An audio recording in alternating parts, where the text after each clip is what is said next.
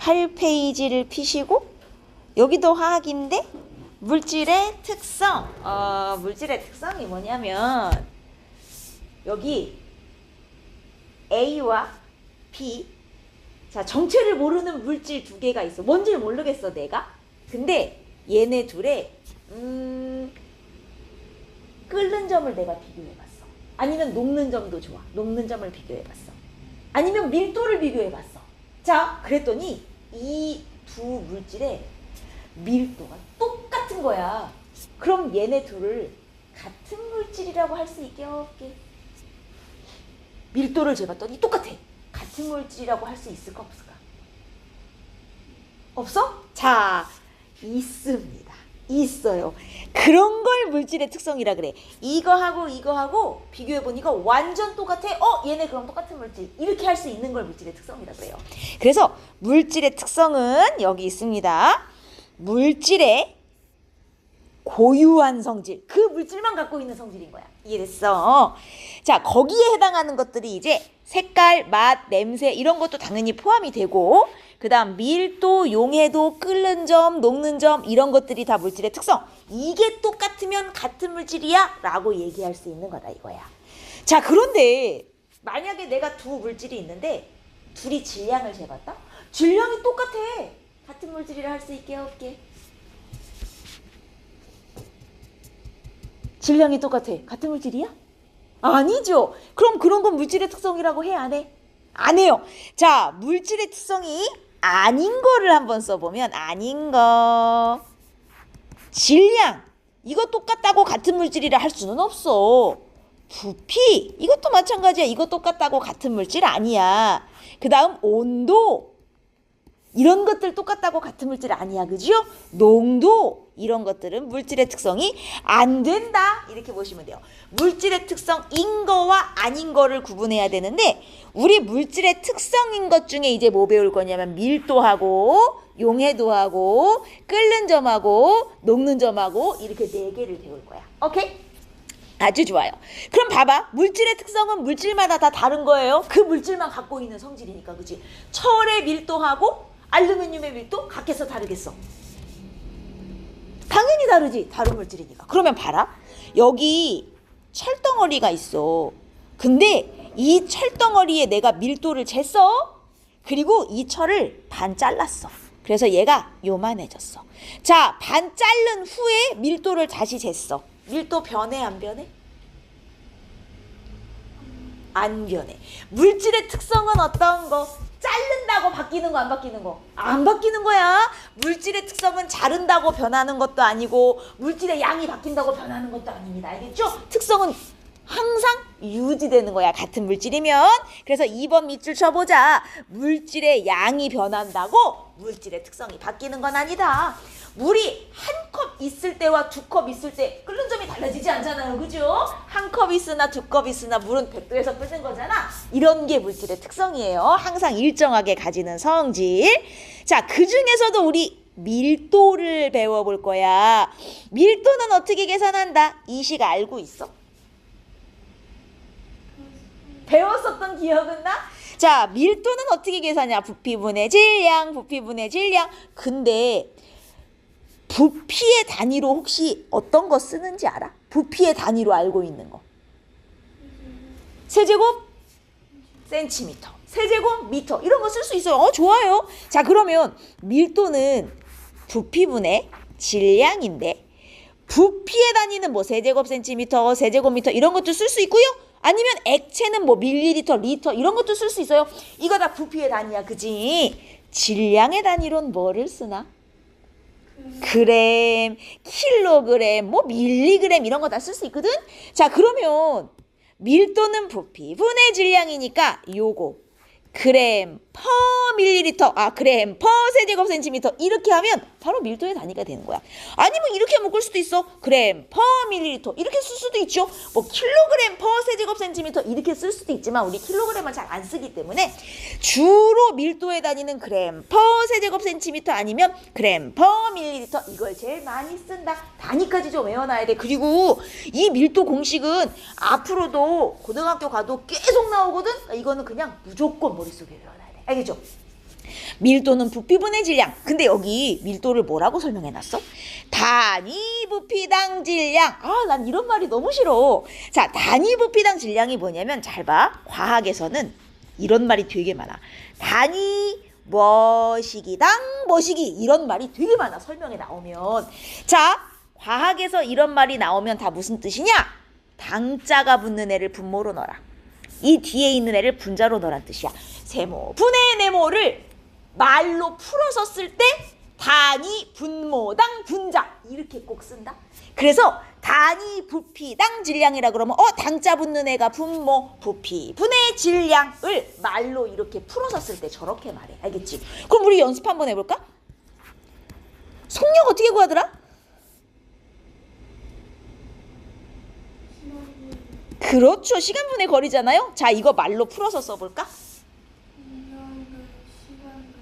그렇죠. 속력은 단위 시간당 거리다. 이렇게 표현하는 거예요. 알겠죠? 과학에서는 이런 말이 되게 많다. 그래서 치사하게 문제가 나오면 이렇게 나온다. 밀도는 단위 질량당 부피이다. 이따위로 나오면 질량분의 부피라는 소리잖아요. 그럼 이건 틀린 말인 거야. 알겠지? 당자 붙는 애를 분모로 넣어야 되는 거야. 아이, 좋아요. 이게 밀도야. 그런데 이걸 그래프로 나타냈다. 자, 가로축이 부피, 세로축이 질량. 여기 보시면 요 A를 한번 볼까? 얘 부피가 10일 때 질량은 20인 거야. 그럼 부피분의 질량, 부피분의 질량은 얼마가 나와? 2가 나오죠. 근데 그래프에서 우리 x분의 y, x분의 y 이걸 하면 그래프에 뭘 구하는 거야? 자, 그래프에서 x 증가량분의 y 증가량을 구한다. 우리 이걸 한 단어로 뭐라고 한다? 그래프에 무엇을 구했다? 들어는 보셨나? 기울기를 구했다. 그죠? 얘 x분의 y, 즉 그래프 기울기를 구하니까 기울기가 뭐가 됐네? 밀도가 됐네. 자, 부피와 질량으로 나온 그래프에서는 기울기를 구하면 그게 뭐다? 밀도가 된다. 자, 그럼 비교해보자. A와 B는 밀도가 지금 어떤 거야? 밀도가? 둘 다 똑같은 거죠. 계산을 안 해봐도 A, B는 지금 기울기가 똑같죠. 같은 그래프 위에 있으면 기울기가 같은 거다? 그럼 A, B는 밀도가 똑같다는 얘기야. C는 A, B보다 밀도가 지금 큰 거 작은 거? 계산을 안 해봐도 C는 밀도가 A, B보다 작은 거야. 누가 봐도 기울기가 작잖아. 그지? 자, 우리 이 중에 같은 물질로 예상되는 걸 골라봅시다. 누구누구가 같은 물질이겠어? A, B. 왜냐고 물어보면 뭐 어떻게 대답할 거야? 밀도는 뭔데? 물질의 특성인데. 밀도가 같으니 A, B는 같은 물질이겠구나. 이렇게 얘기하는 거예요. 오케이. 아주 좋아요. 잘하는데. 자, 그리고 이거는 밀도 탑이라고 하는데 밀도가 다른 애들을 차곡차곡 쌓은 거야. 물하고 기름 안 섞이는 거 알아? 아니, 이 사람아. 물 위에다가 참기름 부으면 섞여요? 안 섞여요? 물 위에 기름 동동 뜬다? 자, 그러면 왜 물하고 식용유는 안 섞이고 물이 밑에 식용유에 위에 있을까? 물과 식용유 중에 누가 밀도가 크다? 밀도가 크다는 걸 쉬운 말로 해보면 무겁다는 소리야. 밀도가 큰 애가 무거운 이 밑에 있지. 그래서 섞었을 때 밑에 가라앉는 놈은 밀도가 큰 거고 위로 뜨는 놈은 밀도가 작은 거거든. 자, 저 가운데 돌고래는 밀도가 어느 정도 되는 놈일까? 물보다 밀도가 작고 식용유보다 밀도가 그치, 딱 중간에 있어서 물보단 떴고 식용유보단 가라앉은 거야. 그래서 위로 갈수록 밀도가 점점 작은 애가 되는 거지. 이렇게 밀도 순서대로 쌓아놓은 걸 밀도 탑이라 그래. 어렵지 않지? 자, 그러면 밀도가 크면 가라앉고 밀도가 작으면 뜨게 돼 있어. 이거 실생활에 이용하는 예. 자, 구명조끼나 튜브 얘네 입으면 왜 물 위에 뜨는 거야? 공기가 안에 있잖아? 얘네들 공기의 밀도가 물보다 작으니까 위로 뜨는 거예요. 그 다음 또 밀도가 작아서 위로 뜨는 게 뭐가 있을까? 그 놀이동산에 파는 풍선 알지?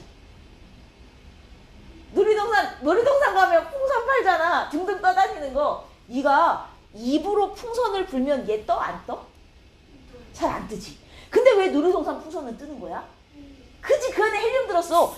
헬륨 풍선이 뜨는 이유는 헬륨의 밀도가 누구보다? 공기보다 작아서 잘한다. 헬륨의 밀도가 공기보다 작으니까 위로 뜨는 거다 이거지. 근데 입으로 분 풍선은 안에 뭐가 많을까?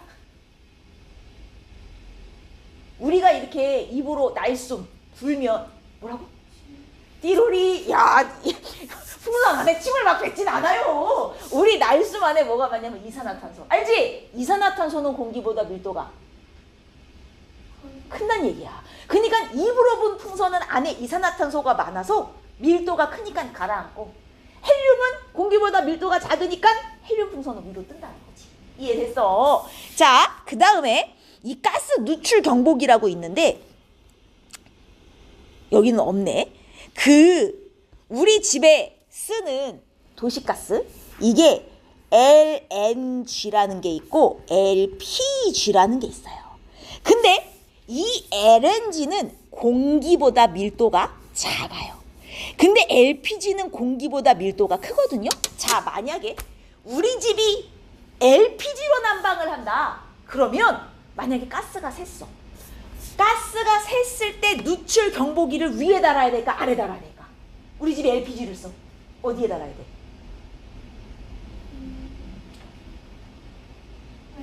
자, LPG는 공기보다 밀도가 커요. 그럼 만약에 LPG가 샜어. 위로 뜰까? 밑으로 가라앉을까? 밑으로 가라앉겠지. 그럼 얘는 누출 경보기를 어디에 달아야 돼? 바닥 쪽에 달아야 돼. 근데 우리 집이 LNG를 쓴다고 쳐봐. LNG는 공기보다 밀도가 작거든? 쟤는 세면 위로 뜬다? 공기보다 작으니까? 그럼 저거 쓰는 집은 경보기를 어디다 달아야 돼? 위에다 달아야 돼. 무슨 얘기인지 알겠지? 아, 이게 다 밀도 때문이구나. 이렇게 생각을 하시면 돼요. 자, 그리고 밀도가 작으면 뜨고 밀도가 크면 가라앉아. 일부러 밀도를 크게 해서 가라앉게 하는 게 있어. 자, 잠수부. 잠수부는 가라앉아야 되는 사람이지. 그럼 밀도를 일부러 크게 하려고 어떻게 하는지 알아? 잠수부? 허리에 납덩어리가 막 달려있는 허리띠 메고 들어간다? 그러면 이 사람 밀도가 커져갖고 물 밑으로 가라앉는 거야. 이해되지? 밀도가 작으면 위로 떠요. 밀도가 크면 가라앉아요. 너무 쉽죠? 이게 밀도야. 여기 나랑 요거 계산을 한번 해보자. 10페이지에 보면 철의 밀도를 측정하는데, 철 조각을 저울에 올려서 질량을 재봤더니 얼마가 나왔다는 거야. 자, 철 조각, 조그만한 조각이 질량이 22.1g이 나왔대. 그 다음 철의 부피도 쟀어. 철 부피 어떻게 잴 거야? 물론 이게 가로 곱하기 세로 곱하기 높이 이렇게 해서 부피를 계산할 수도 있어. 근데 만약에 얘 모양이 일정하지 않으면 막 돌멩이처럼 울퉁불퉁하게 생겼어. 그러면 부피를 어떻게 잴 거야? 그지? 이거 뭐라고 부르는 도구인지 알아? 이렇게 눈금 있는. 어우, 좋아요. 이 눈금 실린더에다가 물을 미리 채워. 예를 들어 물을 미리 채워서 70ml를 딱 맞춰놓은 상태에서 철 조각을 집어넣었더니 72.8이 됐대. 그럼 철 부피가 얼마라는 소리야? 2.8ml라는 소리지. 자, 그래서 얘는 부피가 2.8이 됐어요. 질량 쟀고 부피 쟀고 밀도는 이걸로 뭐 하면 나와? 부피분의 질량, 부피분의 질량. 2.8분의 22.1에서 계산을 해보니 7.9가 됐다는 거야. 아, 이 조그만한 철 조각은 밀도가 7.9였구나. 근데 철 조각 되게 큰 것도 있었어. 큰 것도 밀도 재봐야지. 질량을 재보니까 32.4가 나왔고, 실린더에 넣어서 부피를 재보니까 4.1이 나왔어. 부피분의 질량, 부피분의 질량 해서 계산했더니 철 작은 조각이랑 큰 조각이랑 밀도가 똑같네? 무슨 얘기인 것 같아? 밀도는 잘라도 변하지 않는구나. 이걸 지금 말하고 싶은 거야. 이해됐지? 오케이. 너무 쉽다. 자, 그 다음 용해도는 조금 뒤로 밀어두고 우리 16페이지 녹는점 훈련점으로 가자. 자, 우리 이거는 배웠다. 녹는 점은 뭐에서 뭐로 변할 때의 온도? 고체에서 액체로 변할 때의 온도. 아이 좋아요. 그럼 끓는 점은 뭐에서 뭐로 변할 때의 온도? 액체에서 기체로 변할 때의 온도. 아주 좋아. 자, 그런데 우리 얼음을 한번 생각해 볼까? 얼음 녹는 점 몇 도?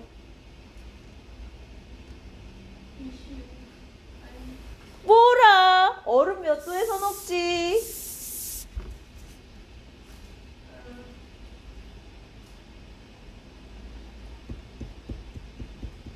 얼음에 녹는 점 정도 외워놔야지. 자, 얼음은 0도에서 녹습니다. 그리고 녹으면 물이 됐어. 자, 물에 끓는 점은 몇 도? 띠로리. 우리 체온이 36.5도인데 그럼 내 손 위에 물 올려놓으면 물이 막 부글부글 끓어? 그러진 않잖아. 물 끓는 점? 물에 끓는 점? 100도, 100도. 자, 다시. 얼음에 녹는 점 몇 도? 0도. 물에 끓는 점은 100도. 다른 물질들 녹는 점, 끓는 점은 외우지 않아도 좋지만 물 정도는 외워놔야 돼. 왜냐면 얘는 너무 유명하니까. 자, 그런데 얼음이 조금 있을 땐 0도에서 녹고 많이 있으면 막 영하 10도에서 녹고 그러나? 그런 거 아니야, 그치? 얼음의 양이 변한다고 해서 녹는 점이 변하는 것도 아니고 물이 조금 있다고 100도에서 끓고 많이 있다고 해서 200도에서 끓고 그러지도 않아, 그죠? 즉 얘네들은 물질의 특성이기 때문에 양이 변해도 바뀌는 게 아니다. 자, 대신 이제 이런 일은 있을 수 있어. 요 봐. 내가 에탄올을 끓이는데 에탄올은 끓는 점이 몇 도인 것 같아 보니까? 78도인 것 같죠? 에탄올은 78도에서 끓는 애야. 근데 내가 이 그래프를 A라고 할게. 파랑이를. 빨강이를 B라고 할게요. 둘 다 78도에서 끓긴 끓었어. 온도가 일정하게 유지된다는 건 저기서 상태 변화를 한다. 즉 끓고 있다는 소리잖아요. 근데 왜 A는 빨리 끓고 B는 늦게 끓었을까? 차이가 뭔가?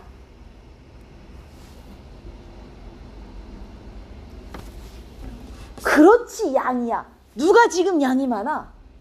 B가 양이 많으니까 똑같이 끓였는데 끓는 점까지 가는데 시간이 좀 오래 걸린 거지.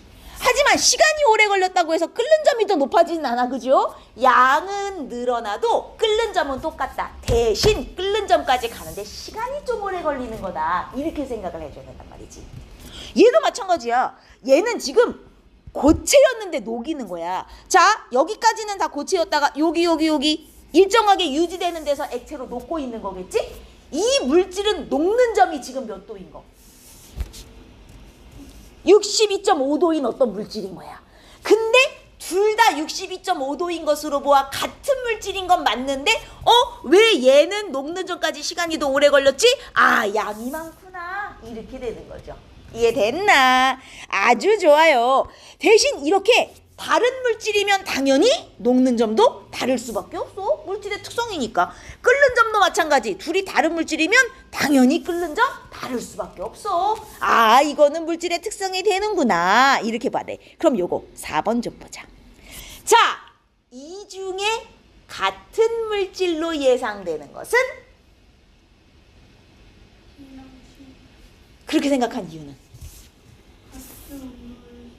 같은 온도에서 이거 지금 액체니까 이게 지금 녹는 점이냐 끓는 점이냐? 끓는 점이야. 끓는 점이 BC가 똑같으니까 같은 물질이구나. 근데 끓는 점은 분명히 둘이 똑같은데 지금 뭐가 다르냐? 아이고, 시간이 다르네? 시간은 왜 달랐을까?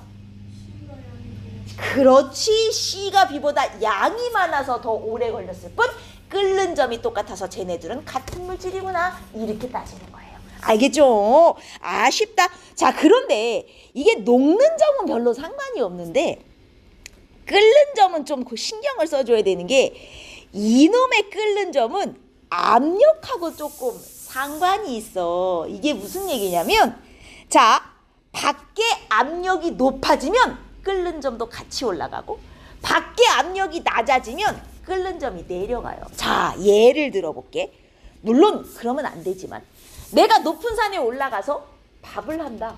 자, 밥 잘 되게 안 되게? 왜 잘 안 되지? 왜 높은 산에서 밥을 하면 잘 안 되나? 자, 내가 높은 산에 올라갔어요. 높은 산에 올라가면 주변의 공기가 양이 어떻게 되지? 줄어요. 높은 곳으로 올라갈수록 공기가 양이 적어져. 그지? 그러면 공기의 양이 줄어든다는 것은 주변의 압력이 커졌다 작아졌다. 자, 여긴 공기가 많아. 근데 높은 데 가면 공기가 줄어. 공기의 양이 줄면 공기의 압력이 커지는 거야 작아지는 거야? 작아지는 거야. 압력이 낮아지는 거야. 그래서 높은 산에 가면 공기의 압력, 즉 기압이 낮아져요. 그럼 어떤 일이 일어나냐면, 자, 원래 물은 아까 몇 도에서 끓는다 그랬어? 100도가 돼야 끓어요. 근데 압력이 낮아졌잖아. 여기서는 물의 끓는 점도 100도보다 낮아져 버려. 물이 한 90도만 돼도 막 끓기 시작하는 거야. 압력이 낮아지면 끓는 점도 같이 낮아진다. 그래서 높은 산에서는 물이 100도가 안 돼도 막 끓어. 그러면 내가 여기다가 밥을 하려고 냄비에 물을 끓이는데 물이 아무리 끓여도 90도밖에 안 올라가. 자, 밥이 잘 돼, 안 돼? 안 된다 이거야. 100도까지 가야 밥이 잘 되는데 90도밖에 안 올라가는 거야. 밥이 잘 안 된다. 설 익는다. 이렇게 되는 거지. 이게 왜 그래? 압력이 낮아졌더니 끓는 점이 어떻게 됐어? 압력이 낮아졌더니 끓는 점도 내려가서 그래. 그러면 자, 높은 산에서 내가 밥 잘 해서 먹고 싶어. 어떻게 하면 될까? 끓는 점이 낮아졌는데 그래서 밥이 설이고 잘 되게 하고 싶어. 어떻게 하면 돼? 도로 끓는 점을 높여야겠어. 근데 지금 끓는 점이 왜 낮아진 거야? 압력이 낮아져서 낮아진 거 아니야? 그럼 뭘 하면 다시 끓는 점이 올라갈까? 압력을 높이면 되겠죠. 근데 압력을 어떻게 높이지? 자, 냄비 위에 돌멩이를 하나 얹어 두시는 거예요. 냄비 위에 돌멩이를 얹으면 누르는 힘이 생기죠. 압력이 올라간다? 그러면 안에 물에 끓는 점도 다시 올라가요. 무슨 말인지 이해돼? 자, 즉 압력이 낮아지면 끓는 점이 어떻게 된다? 낮아진다. 압력과 끓는 점은 같이 간다고 생각하면 돼. 같이 간다. 압력이 낮아지면 끓는 점도 낮아져요. 압력이 높아지면 끓는 점도 높아져요. 그래서 압력이 낮아지니까 끓는 점이 낮아졌어? 대표적인 예가 뭐다? 높은 산에 가면 밥이 설리고. 왜? 물의 끓는 점이 낮아져서 물이 100도가 안 되는데 막 끓거든. 그럼 이걸 잘 되게 하고 싶으면 어떻게? 위에 돌멩이 얹어. 그럼 압력이 커져서 끓는 점이 다시 올라가. 그럼 밥이 잘 되는 거야. 이해되지? 요거 반드시 기억하셔야 돼요. 압력이 높아져 끓는 점도 같이 높아져. 압력이 낮아져 끓는 점도 같이 낮아져. 압력과 끓는 점은 같이 가는 거야. 자, 압력이 낮아졌더니 끓는 점이 낮아지는 경우, 높은 산에서 밥하면 밥 잘 안 되는 거 대표적인 예예요. 그 다음 압력솥은 뭐 하는 거야? 압력솥은 뭐 하는 거냐면, 봐봐, 솥이 있는데 내가 이 안에다가 밥을 할 거야. 응? 물을 넣고 쌀을 넣고 막 끓여. 근데 물이 막 끓으면 수증기가 막 나오겠죠? 원래는 이 냄비 사이사이로 수증기가 막 김이 돼갖고 풀풀 나오게 돼 있어. 근데 압력솥은 어떻게 만든 거야? 이 김이 밖으로 안 빠져나오게 여기를 완전 밀봉시켜버린 거야. 그럼 이 안에 수증기는 막 쌓이는데 밖으로 못 나가. 자, 저 냄비 안에 압력이 지금 어떻게 되고 있어? 높아졌어, 낮아졌어? 높아졌어. 냄비 안에 수증기는 쌓이는데 밖으로 못 나가? 냄비 안에 압력이 높아졌어. 압력이 높아지니까 이 물에 끓는 점이 어떻게 될게? 같이 높아졌어. 물이 원래 100도에서 끓는데 쟤는 막 100도보다 더 높은 온도까지 가. 110도 막 이렇게 간단 말이야. 높은 온도로 갈수록 음식이 잘 돼. 그래서 압력솥에서 밥이 맛있게 돼. 뭔지 알겠어? 압력솥은 압력을 높여서 끓는 점을 높인 거야. 높은 산에서 밥이 잘 안 되는 건 압력이 낮아져서 끓는 점도 낮아진 거고. 구분하겠어? 아, 좋아요. 자, 우리 이거 상태, 이거 내가 오전 수업에서 한번 해준 적 있지? 기억나나? 너무 좋아. 이 어떤 물질의 녹는 점, 끓는 점 예를 들어 알려줬어. 누구를 예로 들어볼까? 얼음을 예로 들어보자. 얼음은 녹는 점이 0도, 끓는 점이 100도야. 얘가 상온에선 무슨 상태냐? 라고 물어봤을 때 상온이 몇 도지? 25도쯤 돼요. 우리가 그냥 일반적으로 사는 이 온도를 상온이라 한단 말이지. 25도. 그러면 이거 얘가 무슨 상태인지 알고 싶을 때 뭐 해라? 수직선 그려라. 자, 수직선 그리시고 여기 녹는 점, 끓는 점 표시하고 고액기를 써라. 얼음은 녹는 점 0도, 수직선의 숫자 표시.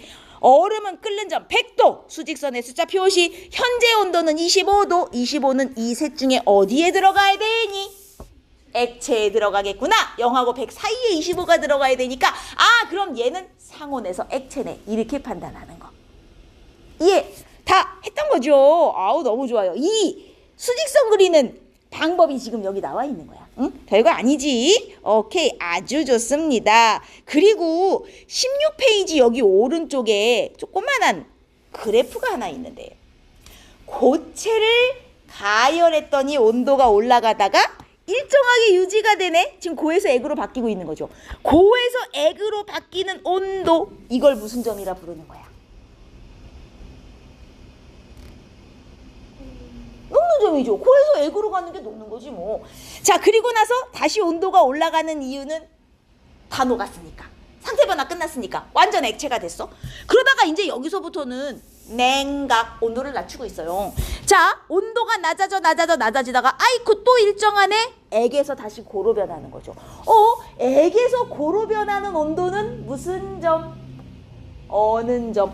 그리고 다 고체로 변하고 나면 다시 온도가 내려가는데 지금 이 그래프를 보니까 녹는 점하고 어는 점이 온도가 어때?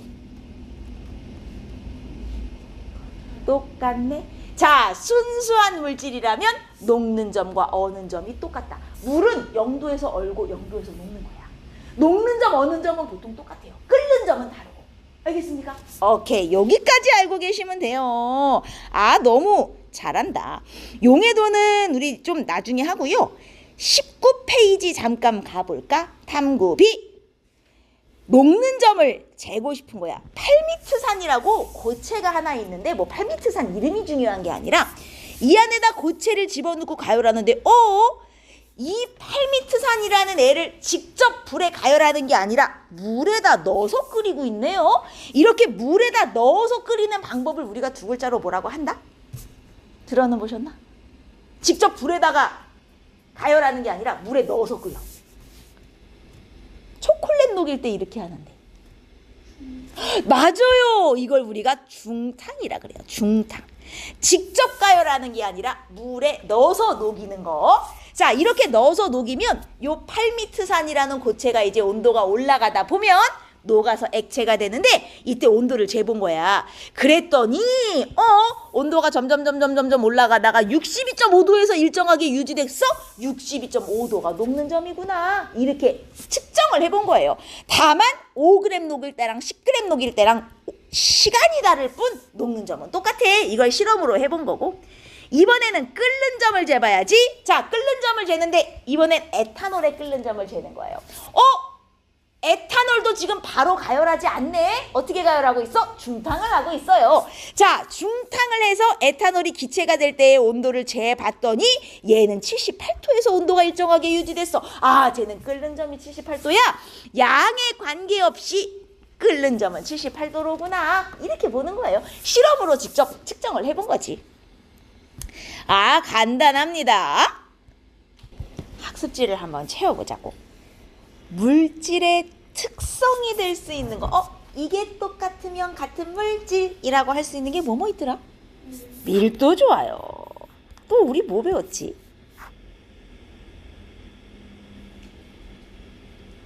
조금 아까 했던 것 중에 녹는 점. 그렇지. 끓는 점도 좋고요. 그리고 우리가 다음 시간에 배울 용해도라는 것도 있는데 일단 이런 것도 물질의 특성에 속한다. 용해도가 뭔지는 나중에 배울 것이고. 자, 밀도는 물질의 종류에 따라 물질이 다른 물질이면 밀도는 같다 다르다. 다른 물질이야. 그럼 밀도가 같겠어 다르겠어? 다르죠. 종류에 따라 다르고 만약에 같은 물질이라면 양이 달라졌을 때 관계없이 일정하지. 자, 이 중에 같은 물질로 생각되는 건 누구? A하고 B. 이유도스레 뭐라고 써야 되겠어? 기울기가 뭔데? 기울기가 밀도인데 밀도를 의미함으로 밀도가 같으면 같은 물질이죠.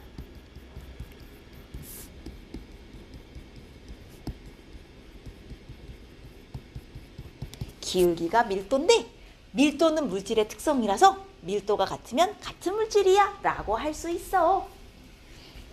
자, 그 다음 이거 다 쓸 필요 없고요. 이 중에 누가 밀도가 제일 큰 놈? 사염화탄소. 일단 밑에 있는 애가 밀도가 큰 애고 제일 밀도가 작은 애가? 그러면 이쪽으로 갈수록 밀도가 작아지는 것이고 아래로 갈수록 밀도가 큰 물질이란 뜻이겠지. 그냥 이렇게만 씁시다. 이름 다 쓰기 귀찮으니까. 됐죠?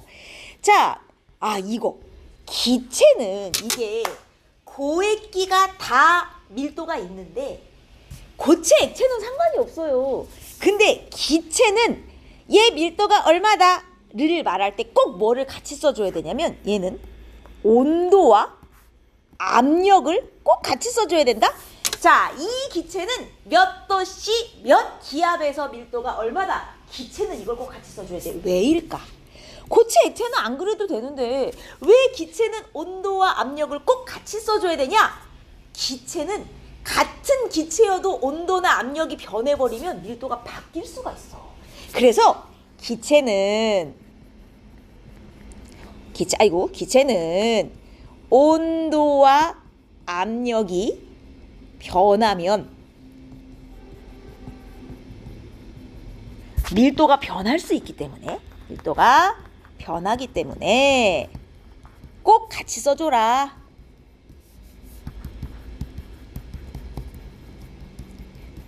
고체 액체는 온도 압력이 변해도 밀도가 거의 안 바뀌는데 기체는 잘 바뀌니까 꼭 몇 도씨 몇 기압에서 밀도가 얼마야를 표시해 주기로 했어요. 오케이. 자, 밀도를 작게 하여 이용하는, 밀도가 작게 된다는 건 뜨게 한다는 거지? 밀도를 작게 해서 뜨게 만드는 거 뭐 있어? 튜브 좋아요. 구명조끼 좋고요. 아니면 뭐 아까 했던 헬륨 풍선도 좋고요. 일부러 밀도를 작게 만들어서 뜨게 하는 거, 이런 애들이 대표적이고, 밀도를 크게 해서 가라앉게 만들어서 쓰는 거 뭐 있어? 아까 꼭 가라앉아야 되는 사람 누구야?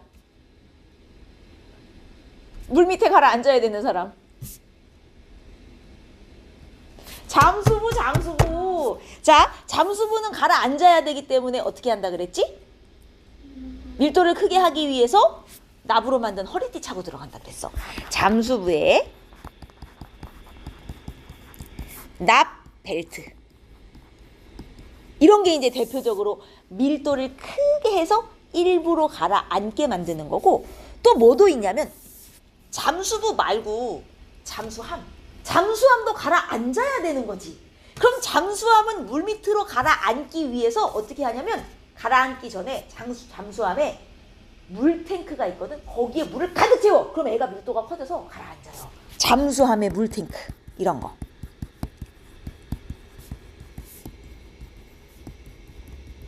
이런 건 일부러 밀도를 크게 만들어서 가라앉게 하는 거다. 됐습니까? 좋아요.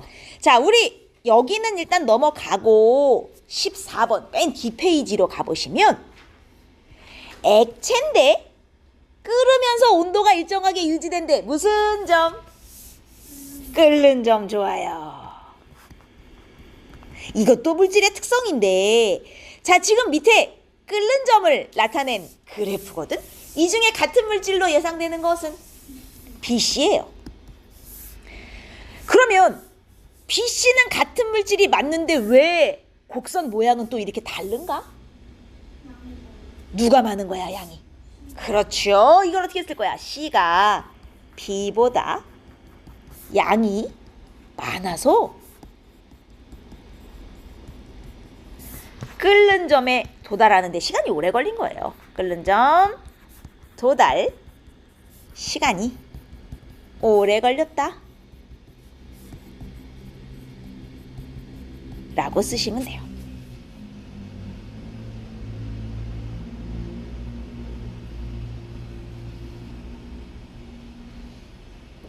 됐어? 좋아요. 자, 끓는 점은 압력이랑 상관이 있었다. 압력이 높아졌어. 끓는 점 어떻게 되더라? 높아지고. 압력이 낮아지면 끓는 점도 같이 낮아졌어. 압력과 끓는 점은 같이 가요. 압력과 끓는 점은 같이 가요. 그럼 압력과 끓는 점 사이의 관계를 이용해서 사용하는 게 뭐가 있어? 압력밥솥. 이거는 압력을 일부러 어떻게 한 거야? 아이고, 압력밥솥. 얘는 압력을 일부러 높이는 거예요? 낮추는 거예요? 일부러 높이는 거예요. 압력을 일부러 높이면 끓는 점도 올라가서 밥이 잘 된다. 이런 거였어. 자, 이거 고체 물질 가열 중이야. 상태 쓰는 거. 와, 이건 너무 잘 할 수 있겠다. A와 B 구간은 상태가 고체에서 시작인데 지금 온도가 올라가고 있어. 지금 상태는 고체. 근데 BC는 온도가 일정하게 유지돼. 왜? 상태, 변화 중이야. 그럼 여기는 무슨 상태가? 그렇죠. 고 플러스 액이 섞여 있는 상태. 그리고 C에서 D로 갈 땐 온도가 다시 올라가? 아, 완전히 액체로 다 변했구나. 상태 변화할 때는 온도 일정한 거 알지? 그러다가 이번에는 냉각을 시작했어. 그래도 아직 액체야. 근데 여기선 온도가 일정하네. 또 상태 변화 중이야. 액에서 뭐로? 그래서 여기는 액고가 섞여 있어. 그러다가 이제 완전히 상태 변화가 끝나서 다 고체가 되면 다시 내려가. 여기서 물어보진 않았지만 얘 고에서 액으로 가는 이 온도를 무슨 온도라 부를까? 녹는 점 좋습니다. 그럼 여기 액에서 고로 가는 이 온도는 무슨 온도라 그럴까? 어는 점. 근데 녹는 점과 어는 점은 똑같구나. 됐어? 좋아요. 자, 상태 쓰기. 아, 우리 이거 다 할 줄 알지 또. 수직선 그리고 녹는 점, 끓는 점 표시하시고 고액 끼를 찍으신 후 A부터 한번 써본다. 녹는 점이 1085도야. 끓는 점은 2562도. 숫자 표시하신 후 상호는 25도를 의미하니까 수직선에서 25는 어디에 들어가야 되나? 여기 들어가야 된다. 고체 라인에. 그래서 얘는 상온에서 고체구나. 이렇게 쓰는 거죠. B까지만 해볼게요. B는 녹는 점 5.6 찍어서 표시하시고 끓는 점 80.1. 자, 현재 온도 25도니까 25도는 이 중에 어디 들어가야 되나? 액체, 요 라인에 들어가야 되겠구나. 그럼 얘는 상온에서 액체로구나. 이거를 A, B, C, D 다 해주시면 되는 거지. 할 수 있죠, 이 정도? 아우, 좋습니다. 자, 그러면 우리 앞에 요 7번 파트, 여기를 오늘 다 할 건 아니에요. 여기 앞부분 쉬운 개념만 오늘 하고 뒷부분은 다음 주에 할 건데 이거 너무 쉬워가지고 내가 자, 여기에 설탕이 있어요. 내가 이 설탕을 어디다 집어넣을 거냐면 물에다 집어넣을 거예요. 넣어서 녹였어. 그래서 설탕물이 되었어요. 자, 이때 설탕은 녹는 물질이야? 녹이는 물질이야? 녹는 물질. 설탕처럼 녹는 물질을 뭐라고 부르는지 들어봤어? 용질. 들어봤지? 그럼 물은 녹이는 물질이잖아. 저 뭐라고 부르더라? 용매라고 불러요. 그럼 용질과 용매가 이렇게 섞여서 막 녹고 있는 과정, 녹는 현상, 이걸 이제 뭐라 그래? 용해된다. 그래서 용해시켜서 만든 이 설탕물 섞였어. 이제 뭐라 그래? 용액. 완전히 섞이고 나면 용액이라 그래요. 요 단어만 기억하면 돼. 그럼 여기서 끝났어. 7번에 1번. 한 물질이 다른 물질에 녹아서 잘 섞이는 현상 뭐라고 불러요? 이게 용해. 그리고 녹이는 물질. 이게 용매. 녹는 물질. 용질. 이제 완전히 섞이면 용액인데, 자, 이 8번 그래프를 보면 이 용해도라는 게 최대로 녹을 수 있는 양이 얼마냐 하거든요. 근데 물 몇 그램에 물이 100g 있을 때 최대한 얘가 얼마나 녹을 수 있냐. 근데 상식적으로 자, 설탕을 녹인다고 쳐. 찬물에 잘 녹겠니? 따뜻한 물에 잘 녹겠니? 따뜻한 물에 잘 녹죠. 보통 용해도는 온도가 높아지면 올라가게 돼 있어요. 왜냐하면 물질들은 대부분 따뜻할수록 잘 녹으니까. 그래서 그래프를 보면 온도가 높아지니 점점점 많이 녹는구만. 지금 이 그래프야.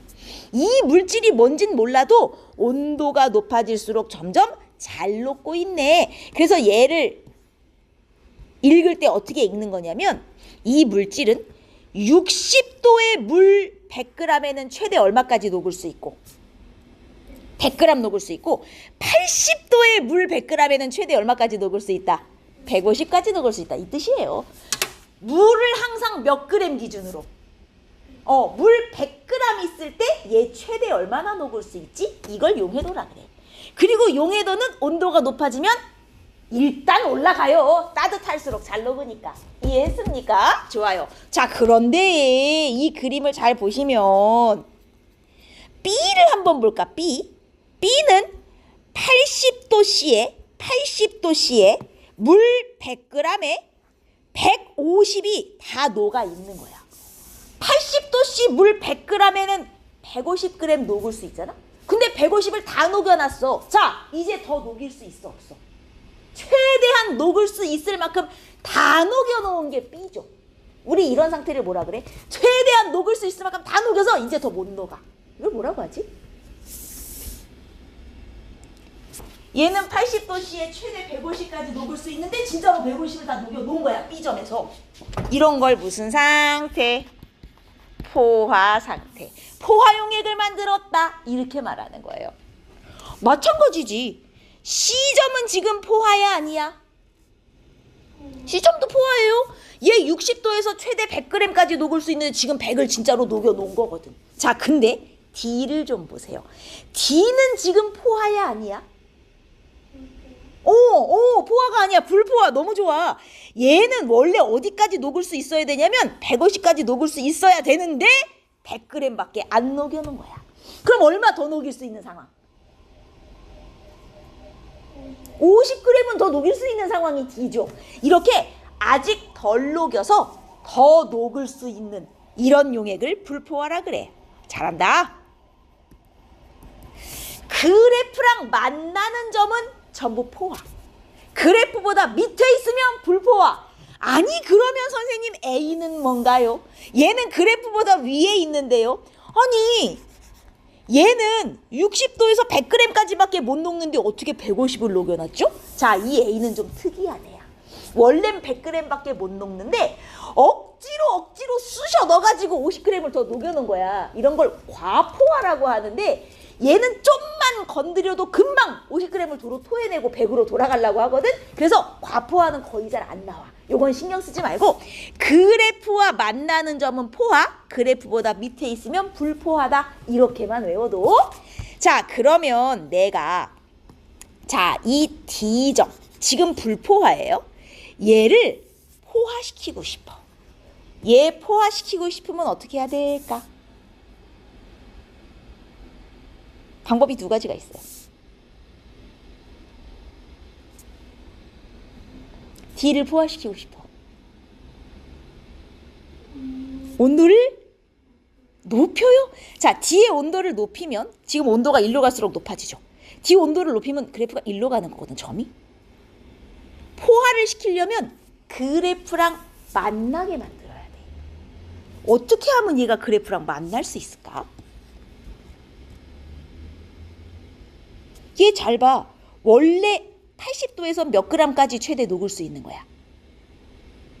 150g까지 녹을 수 있는 거지.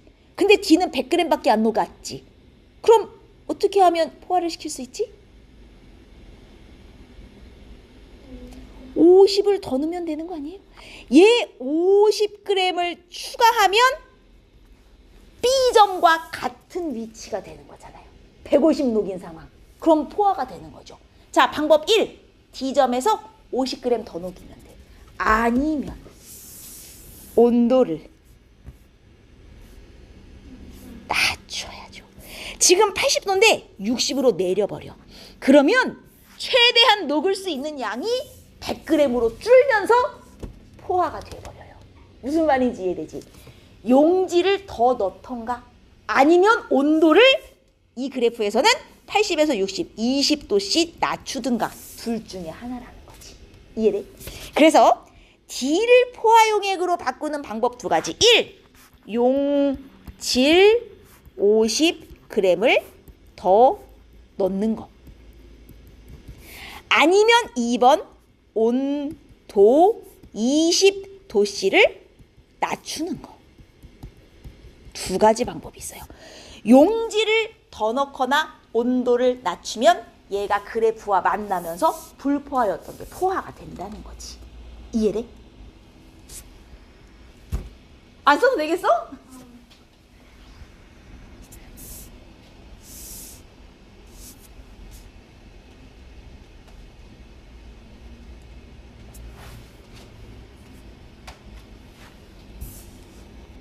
이게 원래는 여기까지 와야 포화야. 근데 얘는 지금 100밖에 안 녹았으니 50을 더 녹여. 그럼 포화가 될 수 있어. 아니면 얘를 더 녹이지 않을 거면 온도를 낮춰버리면 녹을 수 있는 양이 줄어버리는 거야. 100g 녹아있는 건 고정인데 녹을 수 있는 양이 100으로 줄면서 포화 상태가 돼버리는 거지. 뭔 말인지 알겠지? 그래서 두 가지 방법을 쓰면 불포화를 포화로 만들 수 있다. 까지 기억을 하면 돼요.